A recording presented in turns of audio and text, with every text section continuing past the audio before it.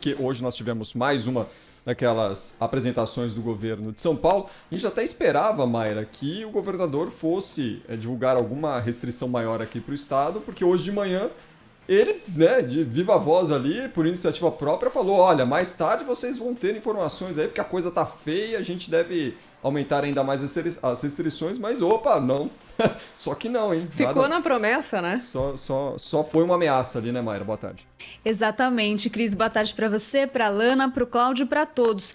Bom, então havia uma expectativa. Na coletiva da manhã, o governador disse que ia anunciar, mas acabou não anunciando. E a justificativa foi que essa decisão é do Centro de Contingência e o pessoal do Centro de Contingência, o doutor João Gabardo, Paulo Menezes, que são os coordenadores, disseram que é preciso esperar um tempo para entender ali, avaliar qual a efetividade das medidas que já foram implementadas, para aí sim, dependendo desse resultado, implementar medidas ainda mais restritivas. A gente tem, inclusive, a palavra do Dr. Paulo Menezes sobre esse assunto. Semana passada já foram tomadas medidas muito firmes e que impactam na vida da grande maioria da população de São Paulo, nas suas vidas, no ganha-pão de cada um, e nós precisamos de algum tempo para poder observar o impacto dessas medidas. Nós estamos acompanhando e estamos, ao mesmo tempo, discutindo. Se for necessário, nós vamos discutir com o governador e ele, com certeza, vai decidir pela implementação dessas medidas.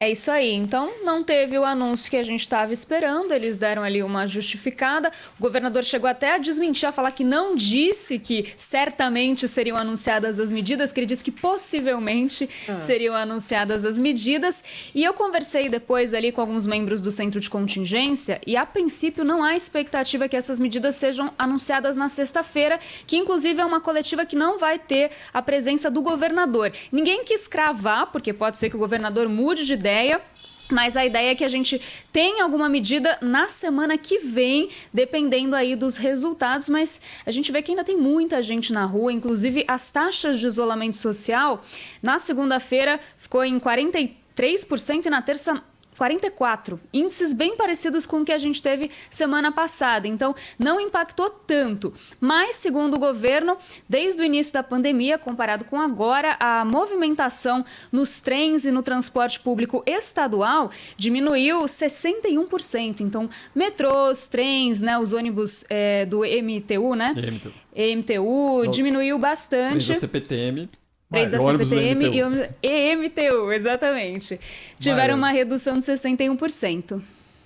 Você que é a nossa grande especialista nesse ramo, nesse setor, né, que está cobrindo com tanta competência essas questões, o que é que aconteceu com o governador? Porque ele anunciou que ele avisou que haveria o anúncio, né, de novas medidas. E o que é que aconteceu? Ele recuou, amarelou, ou simplesmente essas medidas não existiam? Porque muita gente está dizendo que ele fez isso para chamar atenção para aquela entrevista que ele faz sempre, sobretudo às quartas-feiras, etc. O que é que aconteceu, hein?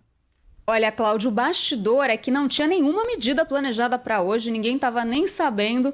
Daí ele foi lá e anunciou, e aí ficou todo mundo meio preocupado ali, os membros do governo, o pessoal ficou, né, vai ter medida hoje? Porque não estava planejado, e aí de fato não teve. Então ele simplesmente soltou isso ali na coletiva, vai saber... Mas Cláudio, sua observação é muito pertinente, porque o pessoal ficou atento na coletiva e ele veio com algumas boas notícias sob a ótica do Palácio dos Bandeirantes, que foi redução de impostos, é isso? Exatamente, então teve aí redução do ICMS, para o leite pasteurizado ele foi zerado, né, para empresas aí do Simples Nacional, e em relação à carne ele foi reduzido de 13,3% para 7% de redução de impostos, também anunciou pacote de crédito para micro e pequenos empresários dos setores mais afetados, bares e restaurantes, academias, comércio, enfim, tudo pela Desenvolve São Paulo e pelo Banco do Povo, e anunciou também a prorrogação da isenção do corte da conta de luz da luz e da água encanada para as pessoas aí que tiverem comércios, estabelecimentos Então, a luz e o gás não vão ser cortados. Então, essas foram as medidas que eles anunciaram e possivelmente quiseram chamar a atenção para essas medidas, né? Mas ficou feio, porque eles não admitiu ali na hora que ele tinha falado.